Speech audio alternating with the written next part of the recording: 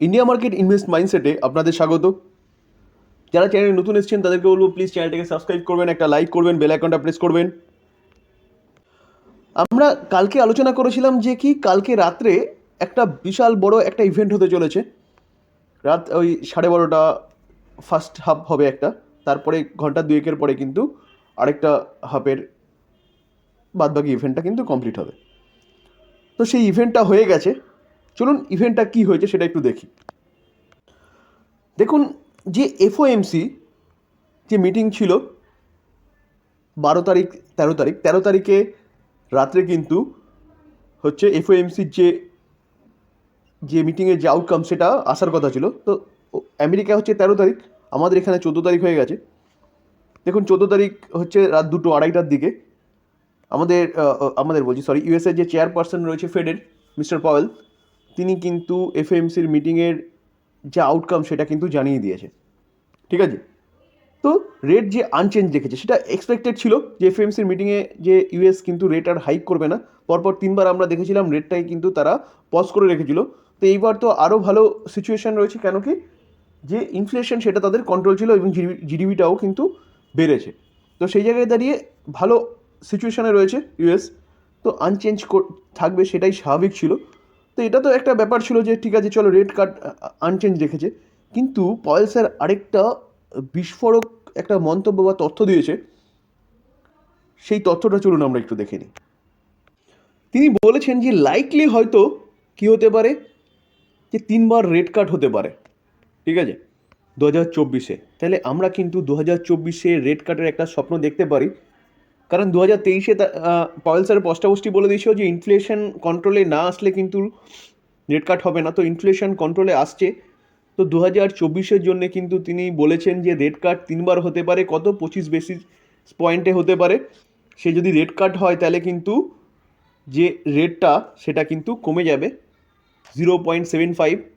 তো 0.75 যদি কমে, এখন কথা আছে 5.50, তো 5.50 থেকে 0.75 করলে কিন্তু 4.75 হতে পারে ইন্টারেস্ট রেট।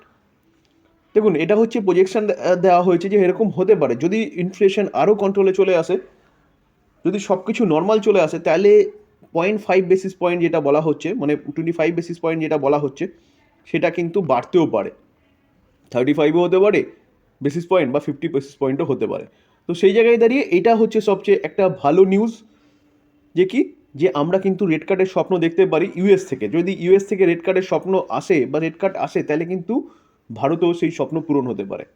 ঠিক আছে, কারণ কি ইউএস যদি রেড কার্ড করে তাহলে আরবিআইকেও কিন্তু রেড কার্ড করতেই হবে, কারণ মানে সামঞ্জস্য বজায় রাখতে হবে। ঠিক আছে, যে ইউএস রেড কার্ড করছে ভারত রেড কার্ড করবে না, বা ভারত রেড কার্ড করছে কিন্তু ইউএস রেড কার্ড করছে না, তাহলে কিন্তু ব্যালেন্সটা নষ্ট হয়ে যাবে। ঠিক আছে, তো এফএমসির মিটিংয়ে কিন্তু যা কিছু পাওয়া গেল সব পজিটিভ পাওয়া গেল, আর সবচেয়ে বেশি পজিটিভ হচ্ছে যে রেড কার্ডের স্বপ্ন দেখাচ্ছে মিস্টার পয়েল স্যার। দেখুন ফেডারেল রিজার্ভের যে ইনফ্লেশনের টার্গেট, সেই টার্গেট কত রেখেছে? 2%। দেখুন আমাদের টলারেন্স লেভেল, আমাদের আরবিআই কি বলে যে 2 থেকে হচ্ছে 6% হচ্ছে আমাদের টলারেন্স লেভেল। তো এখানে ফেডারেল রিজার্ভের টলারেন্স লেভেল কিন্তু হচ্ছে 2%। তো 2%-এর মধ্যে কিন্তু তারা সবসময় যে ইনফ্লেশন সেটাকে কিন্তু কন্ট্রোল করার চেষ্টা করে। তো যদি আরবিআই যে টলারেন্স লেভেল যেটা আরবিআই বলছি সরি ফেডারেল রিজার্ভের যে টলারেন্স লেভেলের কথা বলছে, সেইখানে আসবে কিন্তু সময় লাগবে। তো সেই জায়গায় দাঁড়িয়ে কিন্তু আস্তে আস্তে বলা যেতে পারে যে ইউএসের পরিস্থিতি ভালো হচ্ছে। ইউএসের পরিস্থিতি যত ভালো হবে তত কিন্তু ইউএসের মার্কেট ভালো করবে, তার পাশাপাশি কিন্তু ওয়ার্ল্ড মার্কেটও কিন্তু ভালো করবে। আমরা যদি ইউএসের মার্কেটকে দেখি, দেখুন ইউএসের মার্কেটকে দেখলে দেখা যাবে কিন্তু 1.40% কিন্তু আপসাইড মুভমেন্ট দেখিয়েছে। কেন দেখিয়েছে একটু আগে আলোচনা করলাম, কারণ ফেডের থেকে কিন্তু সব পজিটিভ নিউজ কিন্তু পাওয়া গেছে, কোনো নেগেটিভ নিউজ পাওয়া যায়নি মার্কেটের। ঠিক আছে, যেখানে দেখুন যখনই আউটকামটা এসছে তখন থেকে কিন্তু রকেটের মতন ছুটেছে। ঠিক আছে, দেখুন ন্যাসড্যাককে দেখলেও আপনারা কিন্তু দেখতে পারবেন একই জিনিস। ন্যাসড্যাকও কিন্তু 1.38% ওপরে উঠেছে। দেখুন কখন উঠেছে, যখন কিন্তু আউটকামটা পাওয়া গেছে তখন থেকেই উঠেছে। ঠিক আছে, তো সেই জায়গায় দাঁড়িয়ে আমরা বলতে পারি যে পজিটিভ মহল রয়েছে। তো পজিটিভ মহল থাকার জন্য কিন্তু আমাদের ভারতীয় মার্কেটে কিন্তু ভালো পারফরমেন্স করতে পারে। দেখুন এসজিএক্স নিফটিকে দেখলেও দেখা যাবে কিন্তু এসজিএক্স নিফটিও কিন্তু কী করছে, সেলিব্রেট করছে প্রায় 1%-এর কাছাকাছি, 202 পয়েন্ট ওপরে আছে, যেটা 21,287 পর্যন্ত কিন্তু চলে গেছে। নিফটি কততে আছে? দেখুন নিফটি আছে হচ্ছে 20,926। তো সেখান থেকে কিন্তু অনেকটা আপসাইড মুভমেন্ট কিন্তু আমরা এক্সপেক্ট করতে পারি আজকে, কারণ কারণ কি ভালো খবর কিন্তু চারিদিক থেকে আসছে। তো সেই জায়গায় দাঁড়িয়ে 20,000 21,000 পর্যন্ত আমাদের লাস্ট যে ক্রস করেছে, তো আজকে এক্সপেক্ট করা যায় কিন্তু যে দেখুন 52 উইক হাই যেটা রয়েছে কিন্তু 21,037। তো এক্সপেক্ট করা যায় আজকে কিন্তু মার্কেট নতুন 52 উইক হাই কিন্তু মারতে পারে, ঠিক আছে।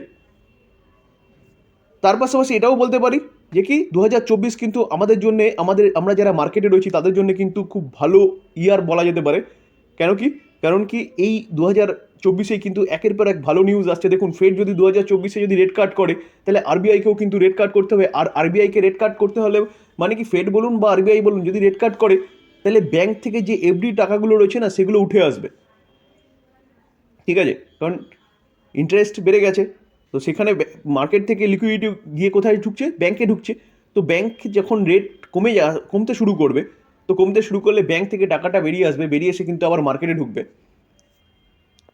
তার পাশাপাশি কি বলা যেতে পারে, তার পাশাপাশি লোন সস্তা হবে, আর লোন সস্তা হলে কিন্তু ব্যবসার আরও গ্রোথ বাড়বে। কারণ কি মানুষের হাতে সস্তা সুদে টাকাটা চলে আসবে, এবং মানুষ কিন্তু শেয়ার মার্কেটেও লাগাতে পারে, বা মানুষ তার পারচেসিং ক্ষমতা কিন্তু বাড়াতে পারে, ঠিক আছে। তো রিয়েল এস্টেট বলুন কি জুয়েলারি বলুন, যে কোনো সেগমেন্টে বলুন, গাড়ি বলুন, অটো সেক্টরের কোম্পানিগুলো বলুন, এগুলো কিন্তু বিশেষ করে নজরে রাখার 2024-এ কিন্তু রাখতে পারেন। কারণ কি তখন হোম লোন বলুন, কার লোন বলুন, এগুলো সস্তা হয়ে যাবে, ঠিক আছে। তার পাশাপাশি এটাও বলবো, দেখুন ইউএসএ যখন ভালো খবর আসবে না, তার পাশাপাশি কিন্তু আইটি সেক্টরের কোম্পানিগুলো আপনার রাডারে রাখতে পারেন। কারণ আইটি সেক্টরের কোম্পানিগুলো পড়ার পিছনে মেন কারণ হচ্ছে যে ইউএসএর ইনফ্লেশনকে মানে কন্ট্রোল করার জন্য কিন্তু ওই সব দেশের, আমাদের মেন ব্যাপার হচ্ছে আমাদের দেশের যে আইটি সেক্টরের কোম্পানিগুলো আছে তারা সার্ভিস প্রোভাইড করে কোথায়, তারা সার্ভিস প্রোভাইড করে কিন্তু হচ্ছে নর্থ আমেরিকার দেশগুলো বা ইউরোপের দেশগুলোতে। তো সেখানে কন্ট্রোলে যদি ইনফ্লেশন চলে আসে, তাহলে কিন্তু গ্রোথ বাড়বে, আর গ্রোথ বাড়লে কিন্তু এই কোম্পানিগুলোর, আইটি সেক্টরের কোম্পানিগুলোর যে সার্ভিস, সেই সার্ভিস কিন্তু আবার ট্র্যাকে চলে আসবে। তো সেই জায়গায় দাঁড়িয়ে কিন্তু এই আইটি সেক্টরের কোম্পানিগুলো এখনও অনেকটা ডিসকাউন্টে পাওয়া যাচ্ছে, এই কোম্পানিগুলো কিন্তু আপনারা রাডারে রাখতে পারেন, ঠিক আছে। কারণ এই কোম্পানিগুলো কিন্তু ভালো সময় আসতে চলেছে। তো এই ছিল আলোচনা।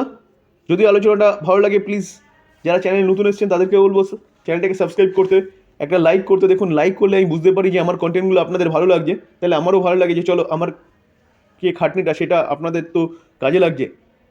শেয়ার করবেন, বেল আইকনটা প্রেস করবেন নেক্সট ভ্যালুয়েবল ভিডিও পাওয়ার জন্য। থ্যাংক ইউ, ভালো থাকবেন।